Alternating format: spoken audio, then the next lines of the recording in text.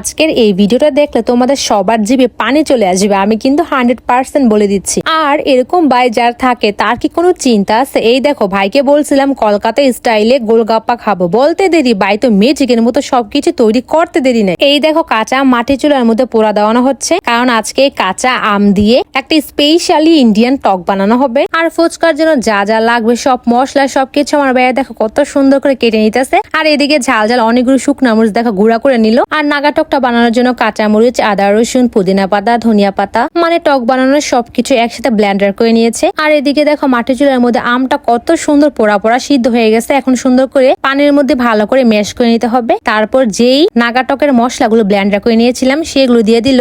এখন হচ্ছে একদম ঠান্ডা ঠান্ডা স্প্রাইট দিয়ে দিল। এরপর আর কি সব রকমের আমার ভাইয়ের হাতে সিক্রেট মশলা দিয়ে দিল নাগা টকের মধ্যে। আহা, এই টকের কথা কি বলবো, তোমরা বাড়িতে বানিয়ে খেয়ে দেখতে পারো, কি যে মজা লাগে ফুচকা দিয়ে খেতে। আর লাস্ট পর্যায়ে কিন্তু অবশ্যই অনেকখানি লেবুর রস দিয়ে দিল, একদমই গন্ধরাজ লেবু।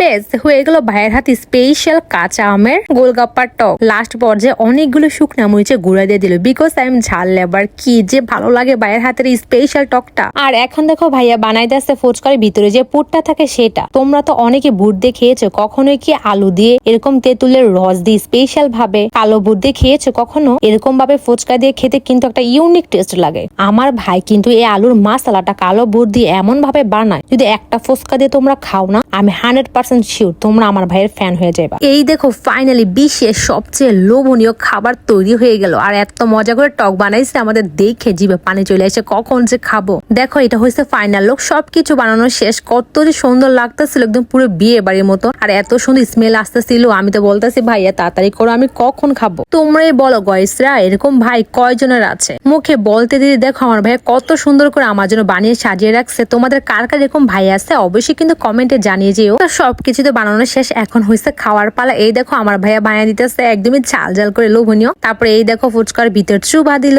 এখন হয়েছে খাওয়ার পালা। তারপরে এই দেখো আমার ভাইয়া আমাকে একটা একটা করে বানিয়ে দিতেছিল আর আমি খাইতেছিলাম। ট্রাস্ট মি গয়েসেরা, এত পরিমাণে এত এত এত এত বেশি মজা হয়েছে আমার বলার বাসা নেই, খুবই মজা লাগতেছিল। এই দেখো আমার ভাই একটা করে বানিয়ে দিতেছে আর আমি একটা করে খালি খাইতেছিলাম, এত মজা হয়েছিল। ভাই দিতেছে আর আমি খালি খাইতেছিলাম। মানে এরকম ভাই থাকলে আর দোকানে খাওয়া লাগবে না, বাড়িতে মন ভরে তৃপ্তি ভরে মন প্রাণ উজাড় করে ফুচকা খাওয়া যায়। কি তোমরা যে টাকা রয়েছে তোমাকে বিশেষ হইতেছে না? তোমরা হা করো, একটা খাওয়াই দিতে তাহলে বুঝবা কি যে মজা হয়েছে। আর এই দেখো ভাইয়া কিন্তু বড় ফুচকার পাশাপাশি এই দেখো ছোট ফুচকা বানাইছিল। এখন নাগা টক দা খাওয়ার পালা। দুই বেবান মিলে মজা করে খাইছিলাম। আসলে পৃথিবীর আর একটা সুন্দর সম্পর্ক হয়েছে ভাই বোনের সম্পর্ক। আমার ভাই আমাকে অনেক ভালোবাসে, এরকম ভাই তো পাওয়া ভাগ্যের ব্যাপার, তাই না বলো গাইসরা? তো ফুচকা খাওয়া তো শেষ করলাম। আমার ভাইয়ের এই কাঁচা আমের টকটা এত পরিমাণ মজা হয়েছে। এই দেখো এখন হয়েছে ঝাল ঝাল বিট লবণের পিনিক দা খাবো এই আমের টকটা। এই দেখো আমি তো পুরো এক গ্লাস খাইছিলাম শরবতের মতো, এত ঝাল ঝাল তীখা, একদমই ঝাল ঝাল। কি গো তোমাকে মুখ দিয়ে লোল পড়তাছে।